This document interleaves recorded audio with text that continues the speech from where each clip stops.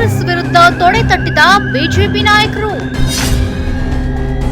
ವಕ್ಫ್ನಿಂದ ಸಮಸ್ಯೆಗೆ ಸಿಲುಕಿದವರು ನಮಗೆ ಕಾಲ್ ಮಾಡಿ. ಕರ್ನಾಟಕದ ವಿವಿಧ ಜಿಲ್ಲೆಗಳ ರೈತರಿಗೆ ವಕ್ಫ್ ಬೋರ್ಡ್ ನೀಡಿರುವ ನೋಟಿಸ್ಗಳ ವಿರುದ್ಧ ವಿರೋಧ ಪಕ್ಷ ಬಿಜೆಪಿ ರಾಜ್ಯಾದ್ಯಂತ ಜಾಗೃತಿ ಅಭಿಯಾನ ನಡೆಸಲು ನಿರ್ಧಾರ ಮಾಡಿದೆ.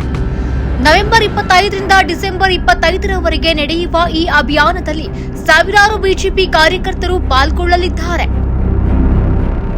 ಹೌದು, 1954ರ ವಕ್ಫ್ ಗೆಜೆಟ್ ರದ್ದು, ವಕ್ಫ್ ಸ್ವಾಧೀನದಿಂದ ಜಾಗಗಳನ್ನು ಬಿಡುಗಡೆ ಮತ್ತು ಅನ್ವರ್ ಮಾಡಿಪ್ಪಾಡಿ ವರದಿ ಜಾರಿಗೆ ಬಿಜೆಪಿ ಪಟ್ಟು ಹಿಡಿದಿದೆ. ವಕ್ಫ್ ಸಮಸ್ಯೆ ಎದುರಾಗಿರುವವರಿಗೆ ಮಾಹಿತಿ ನೀಡಲು ವಾರ್ ರೂಮ್ ಸ್ಥಾಪನೆ ಮಾಡುತ್ತಿದ್ದೇವೆ. ಯಾರಾದರೂ ಸಮಸ್ಯೆಯಿಂದ ಒದ್ದಾಡ್ತಾ ಇದ್ರೆ ಈ ಸಂಖ್ಯೆಗೆ ವಾಟ್ಸ್ಆಪ್ನಲ್ಲಿ ದೂರು ನೀಡಬಹುದು ಎಂದು ನಮ್ಮ ಯಾವುದೇ ನಾಯಕರು ಭೇಟಿ ಮಾಡಿ ಮಾಹಿತಿ ಪಡೆಯಲು ಅವಕಾಶವಿದೆ. ನವೆಂಬರ್ 25ರಿಂದ ಶಾಸಕ ಬಸನಗೌಡ ಯತ್ನಾಳ್ ನೇತೃತ್ವದಲ್ಲಿ ರಮೇಶ್ ಜಾರಕಿಹೊಳಿ, ಕುಮಾರ್ ಬಂಗಾರಪ್ಪ, ಬಿಪಿ ಹರೀಶ್, ಅಣ್ಣಾ ಸಾಹೇಬ್ ಜೊಲ್ಲೆ ಸೇರಿ ಹಲವರು ಜಾಥಾ ಪ್ರಾರಂಭಿಸಲಿದ್ದಾರೆ.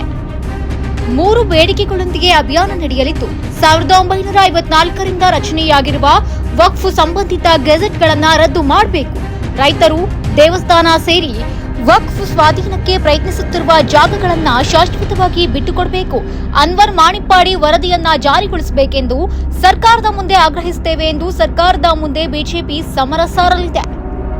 ಶಾಸಕ ಬಸನಗೌಡ ಪಾಟೀಲ್ ಯತ್ನಾಳ್ ಮಾತನಾಡಿ, ವಕ್ಫ್ ನ್ಯಾಯಾಧೀಕರಣ ರದ್ದಾಗಬೇಕು. 6.70 ಲಕ್ಷ ಎಕರೆ ವಕ್ಫ್ ಆಸ್ತಿ ಎಂದು ಸ್ವಾಧೀನಕ್ಕೆ ಯತ್ನಿಸಲಾಗ್ತಾ ಇದೆ.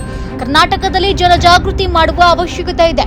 ಜನಜಾಗೃತಿ ಅಭಿಯಾನ ಮಾಡಿ ಬಿಜೆಪಿಗೆ ವರದಿ ಸಲ್ಲಿಕೆ ಮಾಡ್ತೀವಿ ಎಂದು ಬಸನಗೌಡ ಯತ್ನಾಳ್ ಗುಡುಗಿದ್ರು. ಇನ್ನು ಕೇಂದ್ರ ಸರ್ಕಾರ ಜೆಪಿಸಿಗೆ ಸಿಕ್ಕಿಲ್ಲ. ಜಮೀರ್ ಅಹಮದ್ ಧಮಕಿ ಹಾಕಿದ್ದಾರೆ. ಅಧಿಕಾರಿಗಳು ಬೆಚ್ಚಿ ಬಿದ್ದಿದ್ದಾರೆ. ಮುಸ್ಲಿಂ ರೈತರು ಕೂಡ ತಮ್ಮ ಅಭಿಯಾನದ ಪರವಾಗಿಯೇ ಇದ್ದಾರೆ. ಬಿಜೆಪಿ ಕಾಲದಲ್ಲಿ ನೋಟಿಸ್ ಕೊಟ್ಟಿದ್ರು ಸಮರ್ಥನೆ ಮಾಡಿಕೊಳ್ಳಲ್ಲ ಎಂದ್ರು. ನಿಮ್ಮೆಲ್ಲರ ಬೆಂಬಲಕ್ಕೆ ಕೇಂದ್ರ ಸರ್ಕಾರ ನಮ್ಮ ಜೊತೆಗಿದೆ.